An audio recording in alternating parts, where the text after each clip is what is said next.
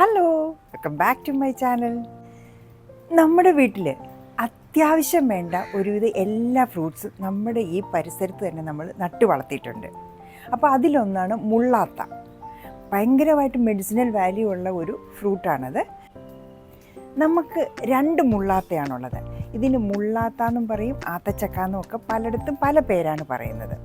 ഒന്നിത്, ഇതിപ്പോൾ നല്ലപോലെ കായ്ച്ചുകൊണ്ടിരിക്കുന്ന ഒരെണ്ണമാണ്. ഇതിലാണ് കായ ഉള്ളത്. ഒരു കാ നല്ല വിളഞ്ഞ് നിൽക്കുകയാണ്, പിന്നെ ബാക്കി പൂക്കളൊക്കെ ഉണ്ടായി നിൽപ്പുണ്ട്. മറ്റൊന്ന് ഇതാണ്.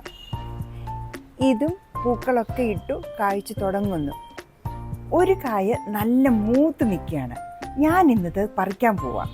മൂത്തത് നമുക്ക് പഴുത്തതാണെങ്കിൽ നമുക്കിപ്പോൾ തന്നെ എടുക്കാം, അല്ലെങ്കിൽ വെച്ച് പഴുപ്പിച്ചിട്ടെടുക്കാം. നമ്മുടെ ആയുധം കയ്യിലെടുത്തു. നമ്മുടെ തോട്ടിയാണ്. ഇതിനകത്തുള്ള ഹുക്കിലേക്ക് ഇതിനെ ഹോൾഡ് ചെയ്തു. ആയി അതേപടി തന്നെ കിട്ടി, താഴെ പോയേയില്ല. ഇതാണ്ട് നമ്മുടെ കായ.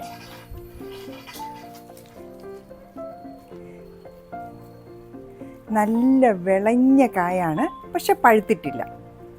2 ദിവസം വെച്ച് കഴിഞ്ഞാൽ ഇത് പഴുക്കുള്ളൂ. ഇതാണ് നമ്മളിപ്പോൾ പറിച്ച മുള്ളാത്ത. നല്ല വിളഞ്ഞ കായാണ്, പക്ഷെ പഴുത്തിട്ടില്ല.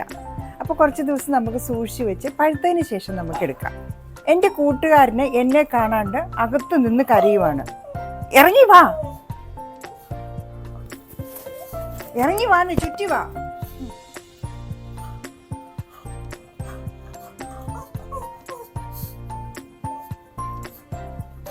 ചുറ്റി വാന്നേ, അതിലേ പോയി ചുറ്റി വാ. അടുക്കള വഴി പോയി വാ, ചുറ്റി വാ.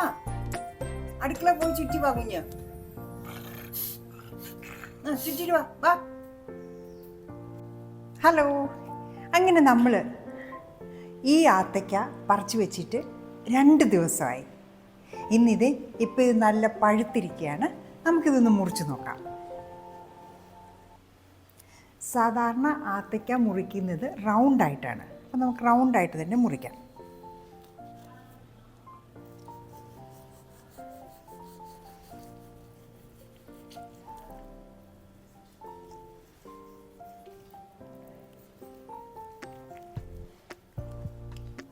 ഇച്ചിരി പഴുപ്പ് കൂടിപ്പോയോ എന്ന് സംശയമുണ്ട്, എന്നാലും ഓക്കെയാണ്. അങ്ങനെ നമുക്കിതിനെ റൗണ്ടായിട്ട് മുറിച്ചെടുക്കാം. നല്ലതായിട്ട് പഴുത്തു പോയി. എനിക്ക് തോന്നുന്നു 1 ദിവസം മുമ്പേ നമ്മളിത് എടുക്കണമായിരുന്നു.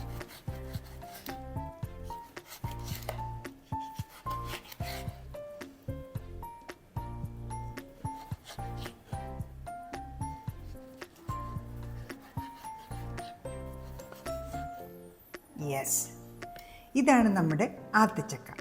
കഴിച്ചു നോക്കാം.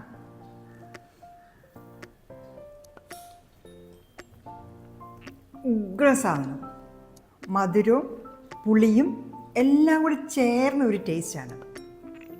ഇത് ഭയങ്കര മെഡിസിനൽ വാല്യൂ ഉള്ളതാണെന്നാണ് പറയപ്പെടുന്നത്. So tasty. നമ്മുടെ വീട്ടിലുണ്ടാകുന്ന ഇങ്ങനെയുള്ള ഫ്രൂട്ട്സൊക്കെ വിത്തൗട്ട് പെസ്റ്റിസൈഡും യാതൊരു പ്രിസർവേറ്റീവും ഇല്ലാതെ നമ്മൾ ഉപയോഗിക്കുന്നതാണ്.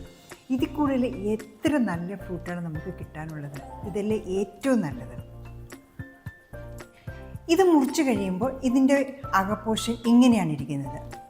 നമ്മുടെ സാധാരണയുള്ള ചക്ക ഇരിക്കുന്ന പോലെ തന്നെ, ചക്കയുടെ പോലെ തന്നെ ഓരോ ചുള വീതം.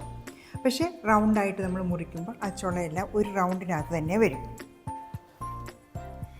ഇങ്ങനെ റൗണ്ടായിട്ട് മുറിച്ചെടുത്തിട്ട് ഇതിൻ്റെ ഈ തൊലി കളഞ്ഞ് നേരെ നമുക്ക് കഴിക്കാം.